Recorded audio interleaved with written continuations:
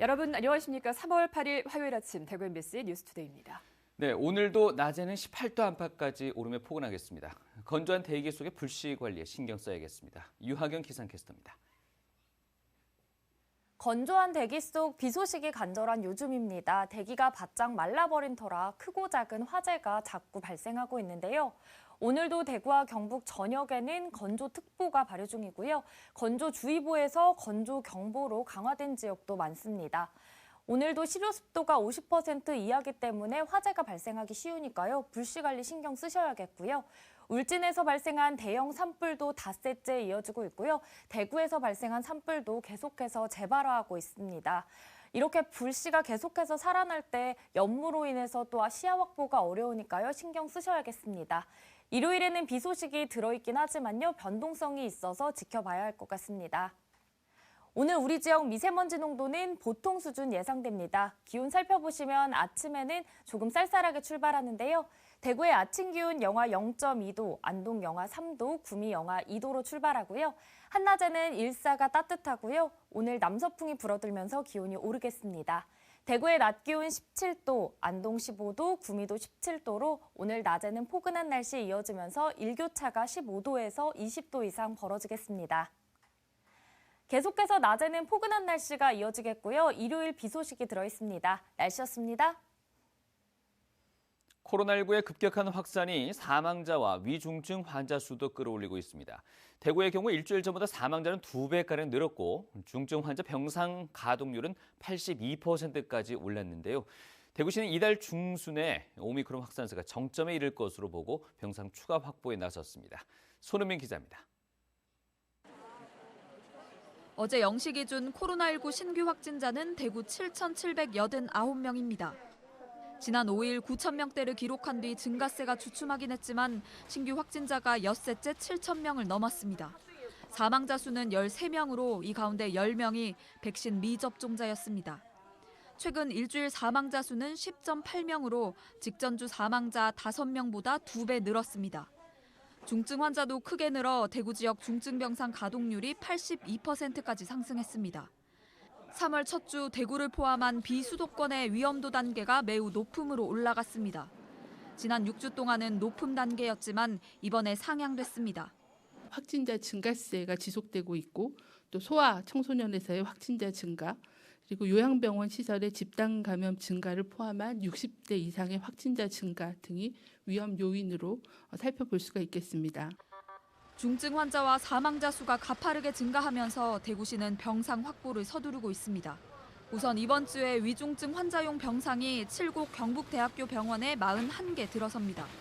다음 주에는 경북대병원과 영남대병원, 계명대 동산병원, 대구 가톨릭대병원에서 위중증 병상 42개를 추가로 확보할 계획입니다. 나머지 42개는 다음 주 중에 확보될 예정입니다. 나머지는 다 중등증이라서 그거는 시기에 맞춰서 확보할 예정입니다. 대구시는 이달 중순쯤 오미크론 확산세가 정점에 이르면서 하루 확진자가 12,000여 명까지 갈 것으로 보고 중등증 병상도 275개 더 확보할 예정입니다. MBC 뉴스 손은민입니다. 울진의 깊은 산간 오지 마을은 이번 산불에 가장 큰 피해를 입었습니다. 마을 전체가 폐허로 변해버렸는데요. 사흘 만에 다시 찾았더니 아직도 불씨와 연기가 피어올라서 전쟁터와 다름없었다고 합니다. 김형일 기자가 피해 주민들을 만나봤습니다. 대를 이어 터잡아 살아온 산간마을.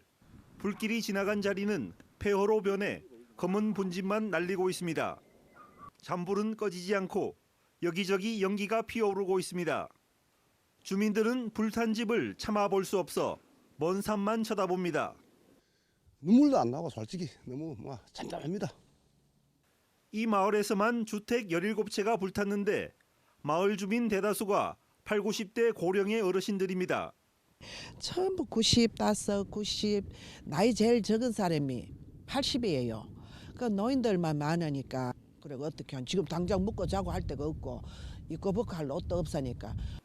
불길이 마을을 덮쳐오던 그날을 떠올리면 아직도 몸이 떨립니다. 대나무가 많으니까 불이 막 한 10m 이상 치솟으니까 뭐 여기저기서 막 뻥뻥 터지니까 무서워가지고 불이 여기는 엄청 났어요. 피해가 집중됐던 또 다른 마을. 주민들이 모두 대피해 인적을 찾아볼 수 없고 폭격을 맞은 전쟁터나 다름없습니다. 순식간에 폐허로 변한 이 산골 마을은 도대체 어디서부터 복구를 시작해야 될지 그저 막막하기만 한 상황입니다. 주민들은 빠른 피해 복구로 평범한 일상을 되찾을 수 있게 되길 간절히 바라고 있습니다. 일단 먹고 사는 수저 하나도 없으니까 우선 사람이 사는데 필요한 거는 자고 먹고 하는 게 중요한 거니까. 산불 피해를 입은 주택은 모두 270여 채. 울진군은 피해 주민들에게 컨테이너 임시거주 시설을 서둘러 공급하겠다고 밝혔습니다. MBC 뉴스 김혁일입니다. 앞서 서울에서도 보도가 있었는데요. 울진 산불은 천년 고찰 불영사 턱밑까지 들이닥쳤습니다. 불영사의 국보급 문화재 절반은 안전한 곳으로 이송했지만 옮길 수 없는 문화유산은 여전히 풍전등화 위기에 놓였습니다. 장미쁨 기자가 취재했습니다. 수백 년간 불영사 대웅전 마당을 지켜온 불영사 3층 석탑. 그 위로 하얀 방연포가 씌워집니다. 구석구석 빠짐없이 석탑을 에워싸는 손길이 분주합니다. 유리가루 성분으로 만들어진 방연포를 씌워 석탑이 불에 파괴되는 걸 막기 위해서입니다. 불이 이렇게 만약에 옮겨 붙었을 경우에는 화강암의 특성상 깨지는 그런 경우가 있기 때문에 그거를 이제 미연에 방지하기 위해서 국가 지정보물 영산회상도와 의뢰용 가마인 불연은 단단히 쌓여 안전한 경주문화재 연구소로 이송됐습니다. 문제는 옮길 수 없는 다른 보물들입니다. 국보급 문화재인 대웅보전과 응진전은 목조 건물인 탓에 불이 붙으면 속수무책으로 피해를 당할 수밖에 없습니다. 이 때문에 법당 주변에 물을 뿌리고 수시로 가지치기를 하면서 사찰 방어에 총력을 다하고 있습니다. 불이 만일에 내려오더라도 사찰을 지키기 위해서 이 저지선 여기 보시면은 낙엽하고 이런 것들을 걷어내고 저지선을 만들기 위해서 시시각각 바뀌는 바람 방향에 따라서 이곳 불영사의 안전도 확신할 수 없습니다. 사찰 안팎으로 강한 긴장감이 감돌고 있습니다. 특히 울진 산불의 불머리 진압이 난항을 겪으면서 불길은 이제 불영사 바로 앞인 대흥리까지 다가왔습니다. 바람의 방향이나 지금 또 강풍도 예정돼 있기 때문에 저희는 산불의 지금 이쪽 불영사 신라고찰 쪽으로 지금 접근하는 게 가장 우려스러운 상황입니다. 보물을 4점이나 간직한 천년 사찰과 아름다운 불영계곡, 값을 매길 수 없는 문화유산이 풍전등화의 위기에 놓였습니다. MBC 뉴스 장미쁨입니다. 대통령 선거 이틀 전이었던 어제 더불어민주당 이재명 후보가 대구를 찾았는데요. 대구 시민들에게 자신이 문제 해결 능력이 있는 후보임을 강조했습니다. 그리고 아무리 안개 속 선거판이라지만 국민들을 믿기 때문에 그 결과를 낙관한다고 자신감을 보였습니다. 보도에 김철우 기자입니다. 이재명 후보는 산불이 참혹한 상황인데도 대비가 허술하다며 입을 열었습니다. 큰 불에는 제대로 된 대책이라 할 수 없는 소형 헬기에 의존하고 있다며 대형 헬기를 늘리고 밤에도 불을 끌 수 있는 소방 비행기를 도입하겠다고 했습니다. 지역 현안 가운데는 물 문제가 심각하다면서 여러 사례를 들며 자신의 문제 해결 능력을 강조했습니다. 우리 경북에 왜 우리 물을 그냥 쓰냐? 우리는 이익도 못 보고 또 수자원 관리하느라고 댐 만들면 우리 수자원 때문에 규제 받으니까 우리 못 하겠다 이런 거 아닙니까? 규제 받아서 손해 보는 거 이상으로 지원해주면 되지 않습니까? 이 후보는 국민들은 준비가 돼 있는데 정부와 정치가 뒤떨어져 있다면서 나라 안팎으로 위기 상황인 이때 유능한 리더가 필요하다고 했습니다. 심지어 전쟁까지. 이럴 때 리더가 방향을 정확하게 잡고 남들이 가지 못하는 길 먼저 가보고 국민과 함께 손잡고 격려해서 힘을 합쳐서 통합해서 앞으로 나아가야 그래야 국가가 발전한다. 초보 아마추어 할 수 있는 일은 없다. 숙련된 프로가 잘한다. 그러면서 한치 앞을 모르는 선거판이지만 결과를 낙관한다고 자신감을 보였습니다. 경제도 지속적으로 성장해서 일자리가 넘쳐서 청년들이 원수돼서 싸우지 않는 사회 만들려면 유능한 후보가 필요할 것이고 그 유능함 여부는 실적에 의해서 증명되는 것이고 우리 국민들은 결국 위대하게 현명하게 합리적인 판단을 해줄 것이다. 3월 9일은 이재명이냐 윤석열이냐가 아니라 국민 스스로가 미래와 운명을 결정하는 날이라면서 지지를 호소했습니다. MBC 뉴스 김철우입니다. 전통 한의약인 자금정이 아토피성 피부질환 치료에 이어서 간 섬유화를 억제하는 효능이 있다는 사실이 학술적으로 입증됐습니다. 간질환 한의약 치료제 개발 가능성에 한 걸음 더 다가서게 된 건데 제품화와 산업화로 이어지기 위해서는 임상 연구, 예산 투입 등이 뒷받침돼야 합니다. 양관희 기자가 보도합니다. 사향과 오배자 등 5개 한약 재료로 만든 약 자금정. 대구 한의대학교 간질환 한약 융봉합 활용연구센터는 동국대와 공동 연구를 통해 자금정이 간 섬유화를 억제한다는 사실을 동물 실험과 세포 실험으로 확인했습니다. 음주나 지방간 등으로 간에 염증이 발생하면 간 성상 세포가 활성화되고 인산화 반응을 거쳐 간 섬유화, 간 경화, 간암으로 진행됩니다. 자금정은 간 경화 단계 이전, 간 섬유화를 억제하는 역할을 합니다. 간 섬유화를 포함한 간장 질환 치료제 개발 가능성이 높아졌습니다. 여태까지 자금정이 전통적인 어떤 치료 대상에 사용되어 왔었는데 간 질환으로 영역을 확대했다는 데 한 가지 의미가 있고요. 동의보감을 비롯한 한의 고서에는 이 같은 효능이 기록돼 있습니다. 만병 해독단이라 불리는 자금정은 풍토병을 포함한 벌레나 동물 등의 독성 물질을 해독하는 효능이 있다고 전하고 있습니다. 아토피성 피부질환 치료에도 탁월한 효과가 있는 것으로 이미 입증된 바 있습니다. 하지만 재료비가 너무 많이 들고 제조 방법이 까다롭다 보니 자금정 보급에는 한계가 있습니다. 한방에 우수한 처방들이 참 많거든요. 이게 사장돼 있는 거를 이걸 전부 다 좀 이제 이 제품화해서 일반인들한테 이 좋은 약을 좀 보급했으면 딱 좋겠습니다. 한방 고유 처방인 자금정의 효능이 과학적으로 입증되고 있는 만큼 우수 한방제제의 제품화 및 산업화에 대한 관심과 노력이 필요해 보입니다. MBC 뉴스 양관입니다.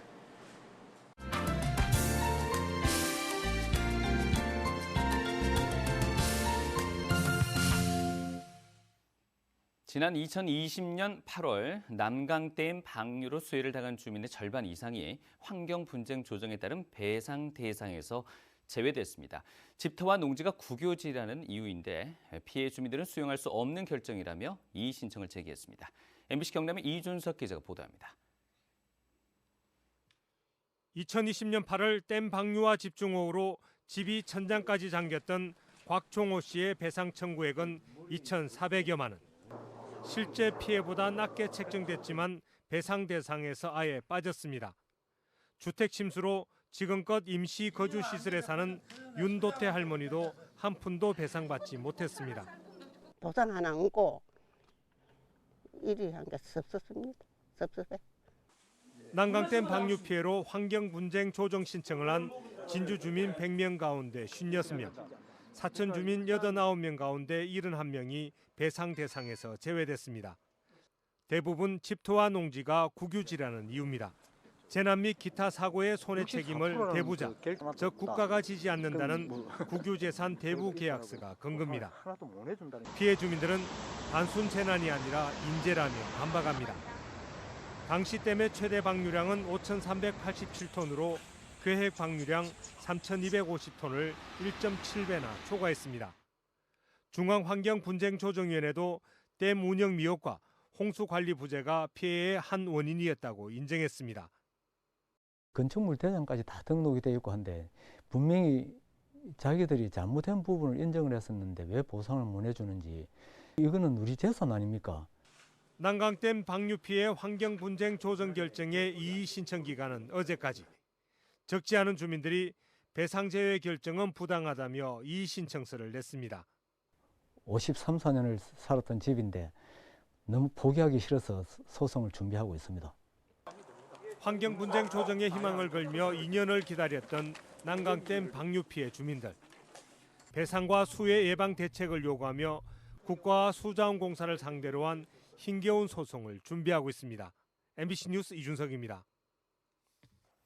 매년 이맘때가 되면 겨울잠에서 깨어난 두꺼비들이 자신이 태어난 곳으로 돌아가서 알을 낳는데요.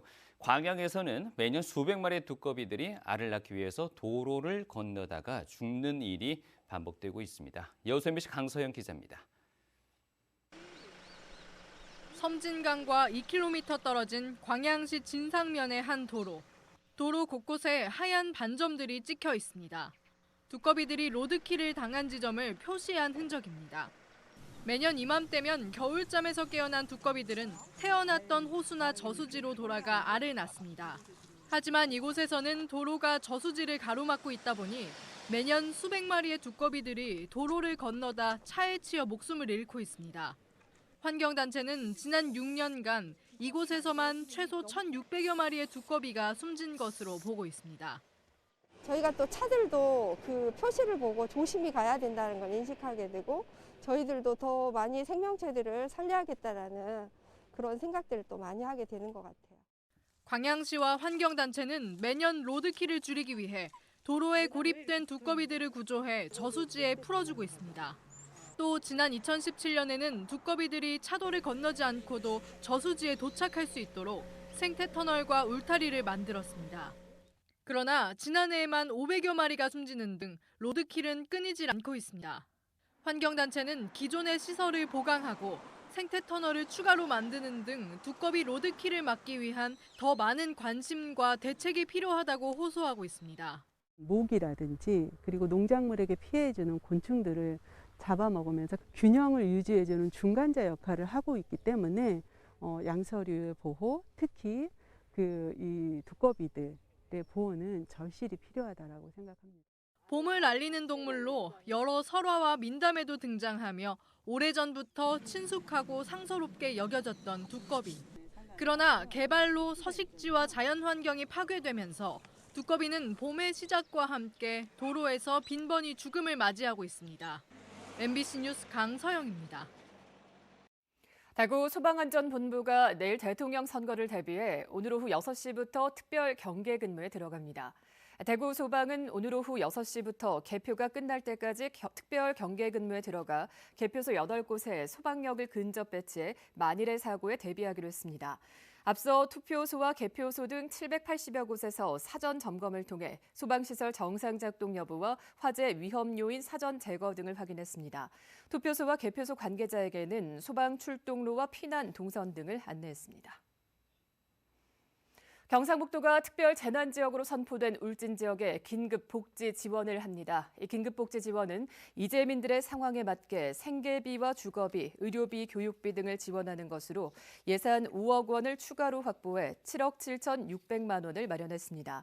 경상북도는 은면동에 긴급복지 상담 신청 창구를 마련하고 피해자에 대한 선지원 후 조사로 최대한 신속하게 지원되도록 할 계획입니다. 경북 사회복지공동모금회는 이달 말까지 산불 피해 지역 지원을 위한 특별 모금을 해서 불의 탄 집이나 이재민 구호에 필요한 물품을 사는 데 쓸 예정입니다.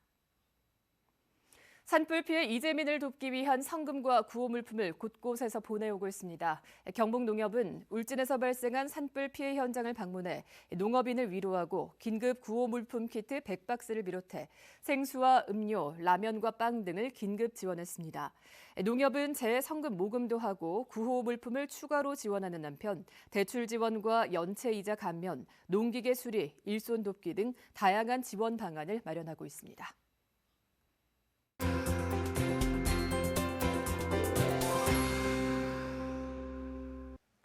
건조한 대기 속 비가 내렸으면 싶은 요즘입니다. 계속해서 대기가 메말라가고 있는 터라 크고 작은 화재도 자주 발생하고 있는데요. 오늘도 대구와 경북 전역에는 건조특보가 발효 중입니다. 건조주의보에서 건조경보로 강화된 지역도 많고요. 실효습도가 50% 이하로 나타나면서 작은 불씨가 큰 불로 발생하기 쉬운 만큼 유의하셔야겠습니다. 경북 울진에서 발생한 대형 산불도 닷새째 이어지고 있고요. 대구에서 발생한 산불도 계속해서 재발화하고 있습니다. 오늘 산불로 인해서 연무가 발생하기 쉬우니까요. 시야 확보에도 신경 쓰셔야겠고요. 일요일에는 비 소식이 들어있긴 하지만요. 변동성이 있어 지켜봐야겠습니다. 오늘 우리 지역 미세먼지 농도는 보통 수준 전망됩니다. 오늘 대체로 맑은 가운데 바람이 약간 강하겠는데요. 기온 살펴보시면 대구 영하 0.2도, 안동 영하 3도, 구미 영하 2도로 출발하고요. 한낮에는 대구의 기온 17도, 안동 15도, 구미 17도로 일사가 따뜻하겠고 남서풍이 불어 기온이 오르겠습니다. 다만 일교차가 15도에서 20도 이상 발생하는 만큼 감기 걸리지 않도록 유의하셔야겠습니다. 위성 영상 살펴보시면 오늘 우리 지역 중국 상하이 부근에서 다가오는 고기압의 가장자리에 들면서 대체로 맑은 날씨 전망됩니다. 다음은 자세한 지역별 날씨입니다. 대구의 아침 기온 영하 0.2도, 고령 영하 4도로 시작합니다. 낮 최고 기온은 대구 17도, 고령 18도 보이겠고요. 현재 구미의 아침 기온 영하 2도, 문경도 영하 2도로 출발합니다. 낮에는 구미 17도, 문경 13도 예상됩니다. 이 시각 안동의 기온 영하 3도, 청송 영하 7도 가리키고 있는데요. 낮 기온은 안동 15도, 청송 14도로 일교차가 크겠습니다. 포항의 아침 기온 4도, 낮 기온 15도 전망됩니다. 바다의 물결은 0.5m에서 최고 1.5m로 잔잔하게 일겠습니다. 아침에는 쌀쌀하지만 낮에는 계속해서 기온이 15도 이상 오르면서 평년보다 기온이 높겠고요. 일요일에는 비 소식이 한 차례 들어있습니다. 날씨였습니다.